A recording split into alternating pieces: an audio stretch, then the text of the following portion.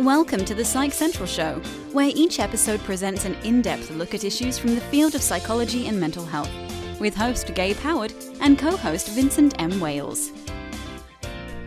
Hello, everyone, and welcome to this week's episode of the Psych Central Show podcast. My name is Gabe Howard, and with me, as always, is Vincent M. Wales. Today, Vince and I will be talking to Jeremy Reed, a transformation coach who started his career back in 2013 as a health and fitness coach. Jeremy has lost over 130 pounds and is here to talk with us about that and how being physically healthy relates directly to our mental health. Jeremy, welcome to the show. Hey, thank you so much for having me. It's an honor to be here. Oh, it's our pleasure. Definitely is, yes. Now, Jeremy, 130 pounds. Holy crap. Tell us about that. Yeah, well, you know what? I always grew up on the chubbier side. I was the chubby kid. I got made fun of a lot in school, which just kind of naturally led to me getting bigger and bigger and bigger and turning to food at every major roadblock in my life. We know. We understand. That's right. A lot of people do. And I found myself in my early 20s at well over 300 pounds. I was smoking 2 packs a day. I was drinking every night. I was just an absolute mess of a human being, and woke up one day, took a really good, solid look at my life, and I immediately realized that I deserved better than to be living the way I was living. Like, me as a human, I deserved better. And at that point, just kind of raised my standards on living and started slowly turning my life around, which ended up in 130 pounds of weight loss. I got into bodybuilding, I got into powerlifting, and then, in 2013, just dedicated my life to helping people that were in the shoes that I once was. That is incredible, and we want to hear way more about your path from everything that you just said to where you are now, but I have a quick question. I imagine that before the 130-pound weight loss and smoking 2 packs a day and no doubt eating junk food, and you said, drinking, that you probably felt poorly. Oh, yeah. Yes. And that would be an example, of course, of poor mental health. And so many people, for reasons that I don't understand, don't realize the connection between their physical health and their mental health. Now, our listeners are, they're very woke. They definitely understand that. But at the time that we're doing all of those things, I'm really trying to avoid saying when you were really fat. Did you understand that it was impacting your mental health that way, or did you think it was just all physical? No, I thought it was all physical, to be honest. I mean, I knew that I was unhappy in life, and I knew that I was kind of the negative guy. And even though I had my times of being the class clown, a lot of the class clown act was to cover up how insecure and down I really was. But I at that time made no connection on the mental health and how it associated or manifested itself in my physical body. So, Jeremy, tell me, what was it about that morning when you woke up and you took the look at yourself? Why was that morning any different from any other? Well, because I smoked and smoked so profusely, I started having this morning cough. And even at 23, 24 years old, I was getting up first thing in the morning and hacking my lungs out, spitting up phlegm. And as gross as this sounds, I can remember gagging and in the bathroom, hovered over the sink, thinking that I was going to throw up because I was coughing so profusely. And I remember looking at myself in the mirror, naked, and just thinking, this is not who you're meant to be. You deserve better than this. And that was this kind of awakening moment for me. So that's understandable. And I think many, many people can relate to that. And many, many people have probably had that exact same feeling and thought. But there's a step 2. How did you get to step 2, which is doing something about it? Because I'll be honest with you, I have felt that exact same way about 20 different things in my lifetime. And only a few of them did I act upon. Yeah. I think this ties down in the way that I've described it before, is raising my standards on life. When we will not live below our standards. And so at that moment, it wasn't just a thought like, oh, I deserve to live better than this, or I should live better than this. It was, I must live better than this. And my standards on living immediately changed. And so what it did is it didn't make the journey any easier. It was still difficult. But what it did is it forced me into action, because I knew that I had to change. It wasn't just this, I want to, or I should. It was, I must change. And with that must comes action. And so, within 24 hours, I joined a gym. I had no idea what I'd done. I never worked out before, but I walked in and I saw this woman on an elliptical machine, and I looked at her, I saw the movement, and I thought, I could do that. I could understand that movement. So I got on an elliptical, and I can't even remember how many minutes I did, but it was this sense of accomplishment, even after probably 6 or 7 minutes total that I could do. I got off of it and thought, I just did it. Like I took that step. And now if I just continue to take these steps, it's going to lead me to where I need to be. And so I never questioned it. I just continued to always invest a little bit more and a little bit more. I like what you said there about you always invested a little bit more and a little bit more. So just to kind of bring it back and make sure I understand, you didn't quit everything cold turkey. You didn't wake up that morning and immediately stop smoking, drinking, eating junk food, and then start exercising 5 hours a day, become a bodybuilder, and just have this whole problem resolved in 48 hours. It was a baby step process. Heck no. This was a journey that took, I'm still on it, you could say. But no. And I when I'm working with clients too, I never tell them we're going to change your life overnight, because no, that's unsustainable. No one can do that. So what I did is the first thing I did is I joined that gym, and I went on an elliptical for 6 or 7 minutes. I went outside and immediately lit up a cigarette right outside the gym. Now, I didn't quit smoking until a few weeks. I'm actually probably about a month and a half after starting this journey, because I was addicted. I was smoking 2 packs a day, so right. It took time. The first nutritional change that I made was I cut out regular soda. I always knew. I mean, I think everyone nowadays, and have for years, they know that regular soda is just bad for us. Like the high fructose corn syrup is just not good for us. And I was drinking over a 12-pack of Mountain Dew a day, and so I knew that was that one thing that, like, if I had to pick one thing nutritionally, it'd be the regular soda. And so I switched over to diet. That's all I did. I went from regular to diet. And that was my big nutritional change. And that tied with 6, 7, eventually 8, 9, and 10 minutes on the elliptical, that produced results. And once I saw those results, then I changed it. I cut my portion sizes down a little bit. And then I started lifting weights after a few months, and just kind of a little bit by little bit by little bit. And so it was not this overnight change. It was small, gradual things that I was like, okay, here's what I'm going to attack this week. This is what I'm going to do. I think that it's funny that you went from Mountain Dew to diet soda. As longtime listeners of the show know, I used to weigh 550 pounds, and now I'm a svelte and sexy 275 at 6'3". Now, I didn't become a bodybuilder, and I didn't get into coaching, but I had sort of the same journey. I went from literally Mountain Dew and switched over to Diet Mountain Dew. And I swapped out, a few other things. I went from really, really unhealthy snacks to just unhealthy snacks. But at that kind of weight, and the fact that I was doing nothing, as you said, I saw results. So even though I wasn't perfect, I was still drinking soda. We all know that soda is not fantastic. I should drink more water. Even though I wasn't exercising even 20 minutes a day, which is what they recommend, and even though I was still eating junk food, it was such a huge improvement from where I started that those little bit of results equaled more, and then I was able to pare it down. And it sounds like that's the journey that you were on.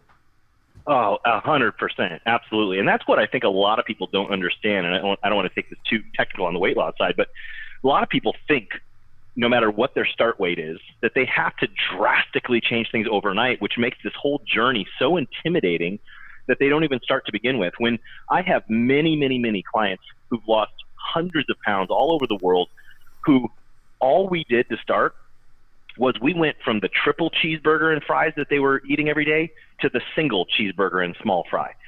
I didn't even tell them to stop eating the junk food. I said, we're just going to eat smaller quantities this week. That's it. And massive results, even in 7, 14, 21 days, massive, massive results just by slightly changing what we're doing. And, eventually down the road, we started cleaning up what they were eating and getting on a healthier diet, but you can't make such drastic changes overnight, nor is it needed to see massive results. And of course, it's not mentally sustainable. I mean, I hate to, we're a mental health show. Your mind will reject this. Vin lectures me on this all the time. I'm going to let him speak in a moment, I promise. But I will send Vin a text message and I'll say, I'm tired of feeling like garbage. I'm cutting out fried foods. And Vin, what do you tell me every time I say that? Every single time I say something to the effect of, yeah, we'll see how well that works. And you tell me it's not sustainable. And you tell me it's about portion control. And you tell me it's about moderation. And but the internet article that I read, Jeremy, and this is a direct question for you. The internet article that I read told me that by cutting out fried foods, I would be a bodybuilder inside a month. Yeah, I'm sure there was a link to buy some sort of product or sign up for some sort of service as well. The internet is filled with scams and just people looking to make a buck, where there's very few people out there that first and foremost have experience in this, personal experience, but secondly are actually telling the truth and how it is for sustainability. You know, I do not preach diet or or quick fixes. I preach and coach sustainability and long-term results. I want every pound that a client loses with me to never have to lose that pound ever again. We will be right back after a few words from our sponsor. This episode is sponsored by BetterHelp.com. Secure, convenient, and affordable online counseling. All counselors are licensed, accredited professionals. Anything you share is confidential. Schedule secure video or phone sessions, plus chat and text with your therapist whenever you feel it's needed. A month of online therapy often costs less than a single traditional face-to-face session. Go to BetterHelp.com/Psych Central and experience 7 days of free therapy to see if online counseling is right for you. BetterHelp.com/Psych Central.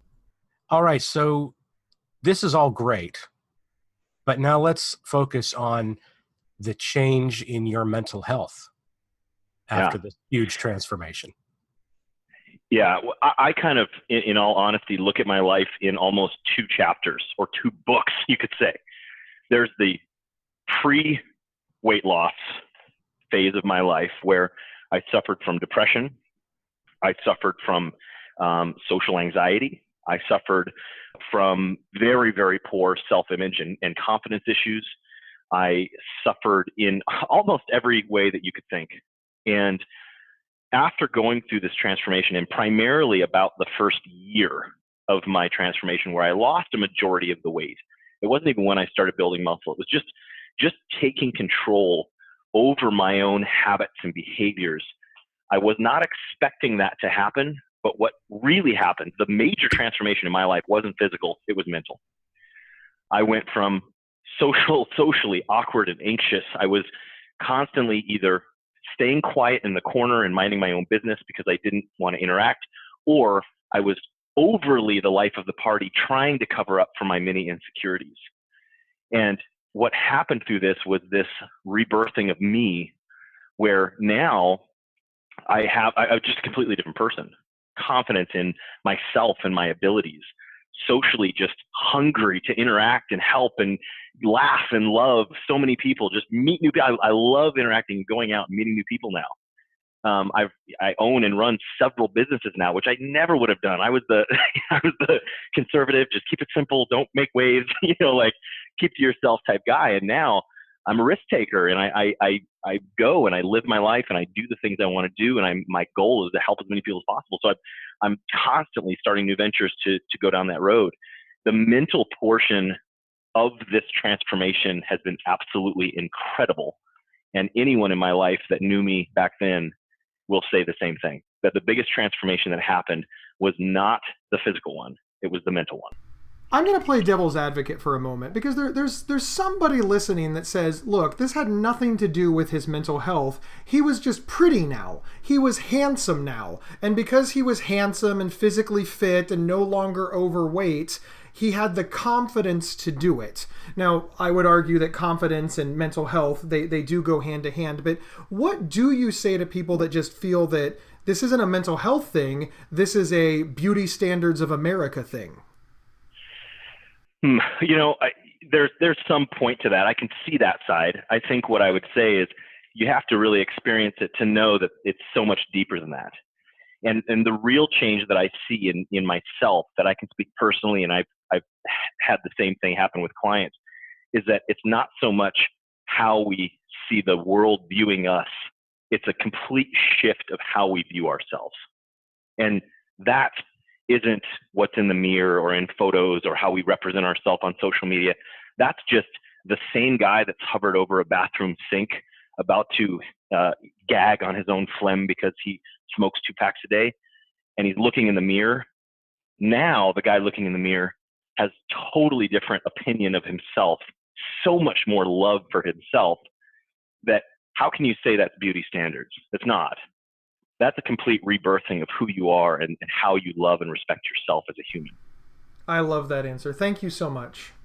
So, Jeremy, with your clients, do you talk about the mental health aspect of things with them? And do you have ones that are just, wanting to be pretty? Yeah, in fact, that's why I call myself a transformation coach and not just a health and fitness coach anymore, is because probably 90+% of the time I spend with clients actually coaching them is on the mental aspect of the game. I still do their full nutrition and full fitness, but we speak very little about that. Most of it is creating new habits, creating new mindsets, creating new behaviors in their life, and changing these destructive mindsets or behaviors that they had that led to their essentially start photo.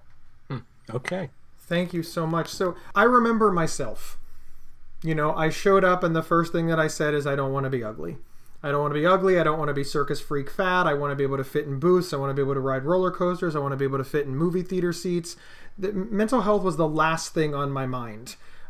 And I was not yet diagnosed with bipolar disorder, but I had huge mental problems that I completely did not care about because I was so overweight.